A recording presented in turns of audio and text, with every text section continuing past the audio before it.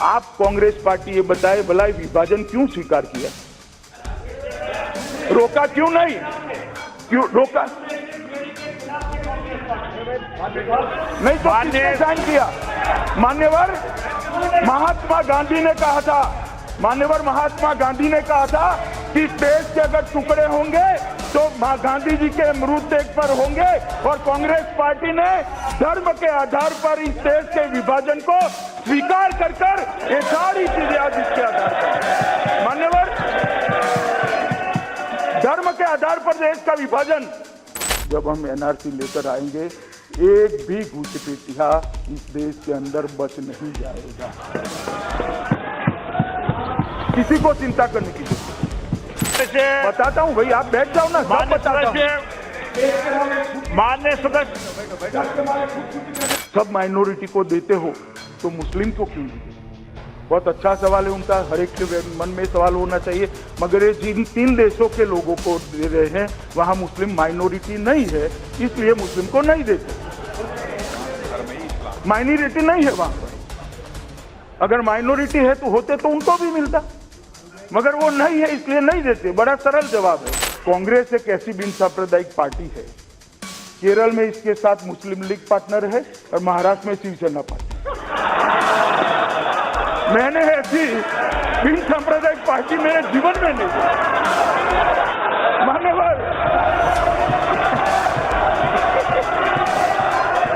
सिक्किम के एमपी खड़े होकर उन्होंने कहा, मैंने उनको व्यक्तिगत भी बुलाकर कहा, और मैं अभी भी उनको कहता हूं कि आपके कोई कानून में इससे दखल नहीं होती है।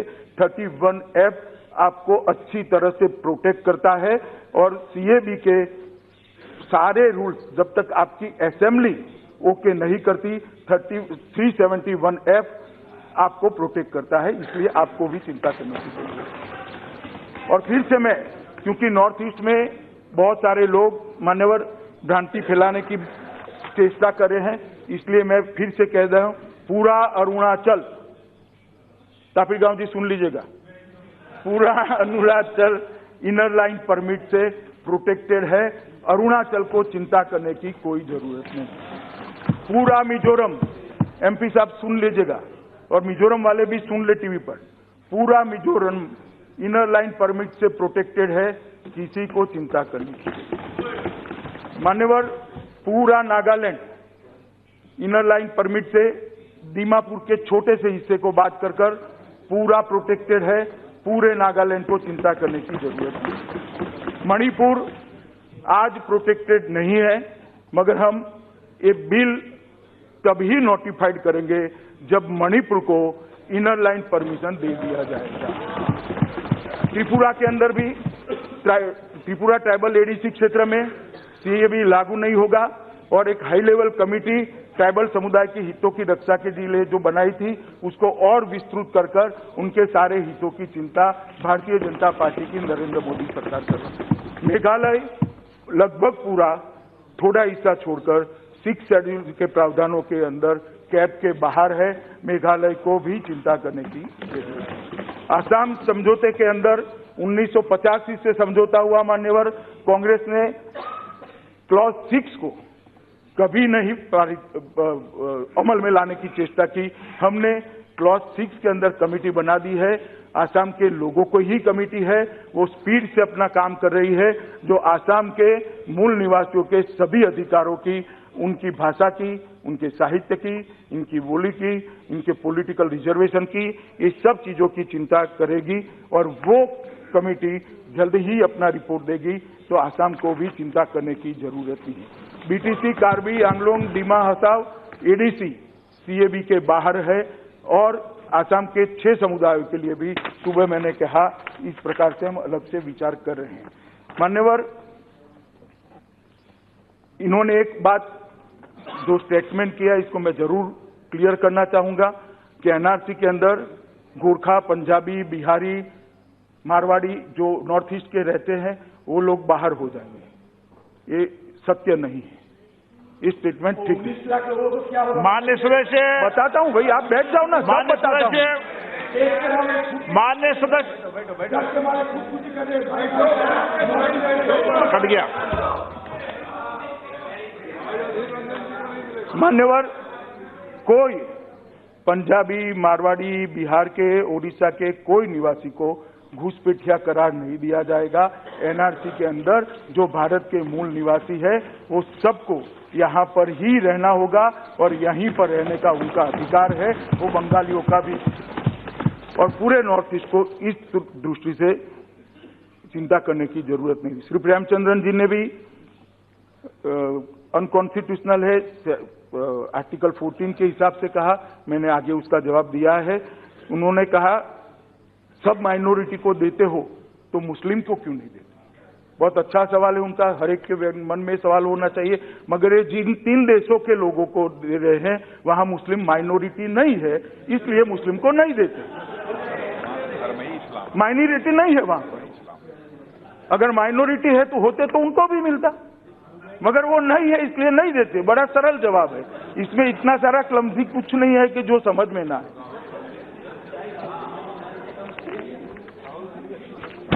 शशि थरूर जी ने कहा कि धर्म के आधार पर नागरिकता नहीं देनी चाहिए।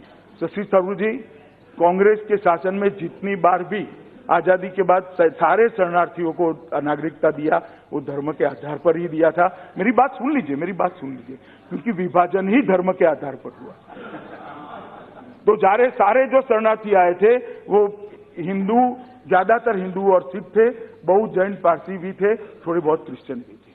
तो सबको पहली बार, सबसे पहले अगर किसी ने नागरिकता देने का काम किया तो श्री जवाहरलाल नेहरू के नेतृत्व में आपकी सरकार, और देश का विभाजन भी धर्म के आधार पर हुआ था। और मैं आज भी कहना चाहता हूं, नेहरू लियाकत समझौता अगर स्पिरिट के साथ लागू होता, वहां के अफगानिस्तान के पाकिस्तान के सिखों के धर्म की परिवारों की सुरक्षा होती, हिंदुओं की होती, बौद्धों की होती, क्रिश्चियनों की होती, पारसियों की होती, बांग्लादेश के भी होती, तो आज उनको यहां न आना पड़ता।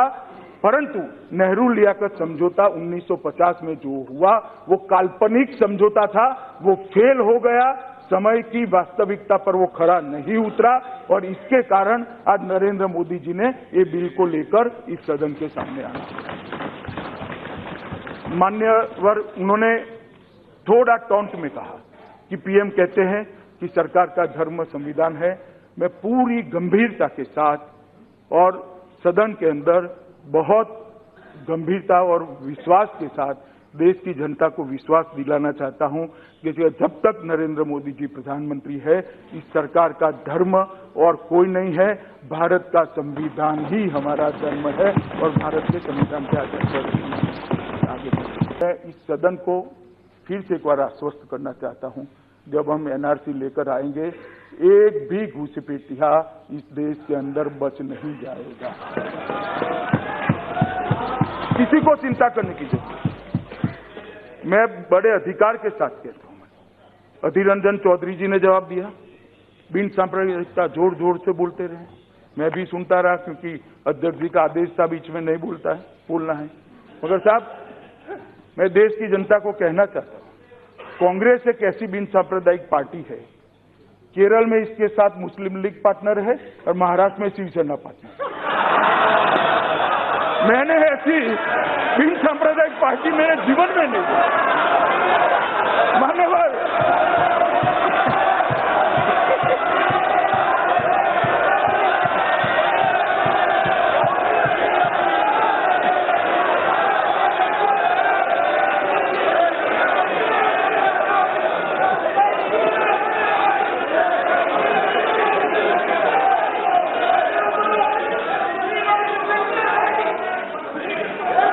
किसी का गृह मंत्री जी के अलावा किसी का अंकित नहीं हो रहा है।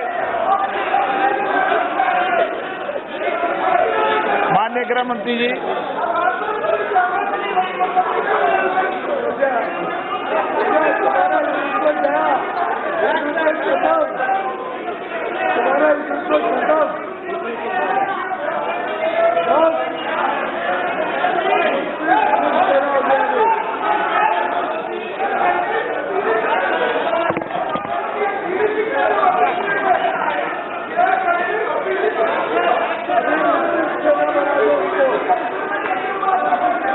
माननीय Suresh please. Please sit down, please sit down. हाँ वो बैठ गए, आप भी बैठ जाओ, बैठ गए। क्यों, कोई प्रॉब्लम है क्या? तो प्रॉब्लम है क्या?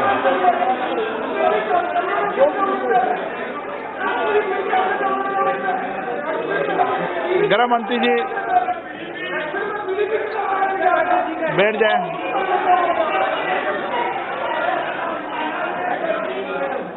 मान्यवर, उन्होंने कहा कि ये 3 देशों को ही क्यों ले रहे हैं, चीन को क्यों नहीं ले रहे, नेपाल को क्यों नहीं ले रहे, आप लंका को क्यों नहीं ले रहे, म्यांमार को क्यों नहीं ले रहे हैं। मान्यवर, मैंने पहले भी कहा कि हर बार नागरिकता पर जब भी इस देश में निर्णय हुआ, कोई एक निश्चित परिस्थिति के आधार पर निश्चित प्रकार के समस्या को हल करने के लिए निर्णय हुआ। ये अभी बांग्लादेश, पाकिस्तान और अफगानिस्तान से जो रिलीजियस माइनॉरिटी आई है, इसके लिए निर्णय है, इसलिए किसी के साथ उसका सवाल नहीं है। दूसरी बात, नेपालियों की जहां तक बात है, मान्यवर, 1950 में 31 जुलाई को भारत नेपाल शांति और मैत्री संधि अनुच्छेद 7 के अनुसार दोनों देश अपने अपने क्षेत्र में दूसरे देश को नागरिकों को निवास, संपत्ति का स्वामित्व, व्यापार, वाणिज्य एक समान अधिकार देने के लिए सहमति हुई है और नेपाली नागरिकों को भी अर्जी के आधार पर आज भी आसानी से नागरिकता मिल रही है। इसमें कोई बात नहीं। उनको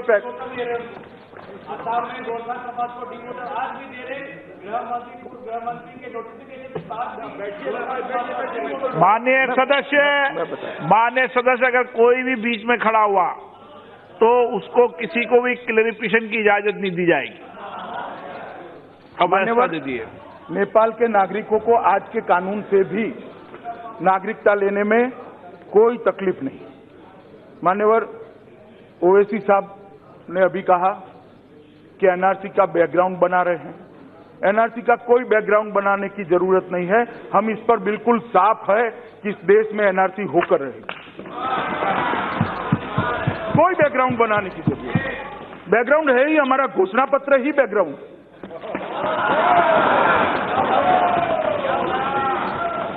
मान्यवर, उन्होंने कहा मुसलमानों से नफरत क्यों है। हमें कोई नफरत नहीं है। मैं आपको कहता हूं जनाब, आप नफरत खड़ी मत करना, मेहरबानी कर दीजिए। हमें कोई नफरत नहीं। और मैं फिर से स्पष्ट करना चाहता हूं बार बार, क्योंकि एक एक सदस्य बोला है मुसलमानों के साथ अन्याय है। इस देश के किसी मुसलमान का इस बिल से कोई वास्ता नहीं। माननीय अध्यक्ष जी, उन्होंने एक बड़े शान से एक शेर पढ़ा कि लम्हों ने खता की थी और सदियों ने सजा पाई थी। मैं यही कह रहा हूं, लम्हों ने सजा की थी, लम्हों ने गलती की थी, खता की थी और सदियों ने सजा पाई है।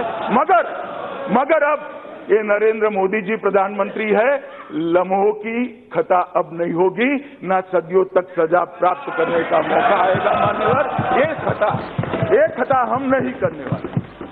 ये खता हम नहीं करने वाले हैं। किसी भी व्यक्ति को अपने परिवार की बहन बेटियों को, बहुओं को बचाने के लिए यहाँ ना पड़े और हम न ले, उसका धर्म बचाने के लिए यहाँ ना पड़े और हम न ले, हम उसको नागरिकता दे, ये गलती हम नहीं कर सकते। मान्यवर, हम जरूर उनको स्वीकारेंगे, संवैधानिक सम्मान भी देंगे और पूरे विश्व के सामने सम्मान के साथ खड़े करेंगे। उन्होंने कहा कि 2 नेशन थ्योरी श्री सावरकर की थी या नहीं थी, इस विवाद में मैं जाना नहीं चाहता। मगर जिन्ना साहब ने जब 2 नेशन थ्योरी इवॉल्व करी, प्रचारित करी और विभाजन हुआ, आप कांग्रेस पार्टी ये बताए भला विभाजन क्यों स्वीकार किया, रोका क्यों नहीं, क्यों रोका नहीं तो किसने साइन किया। मान्यवर, महात्मा गांधी ने कहा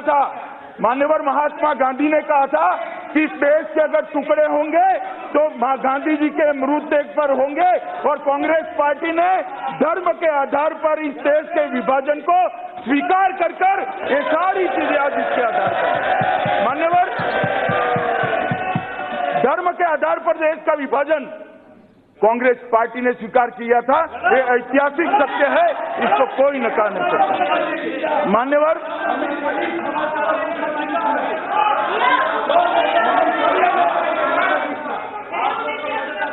बाद में पूछो। मान्यवर,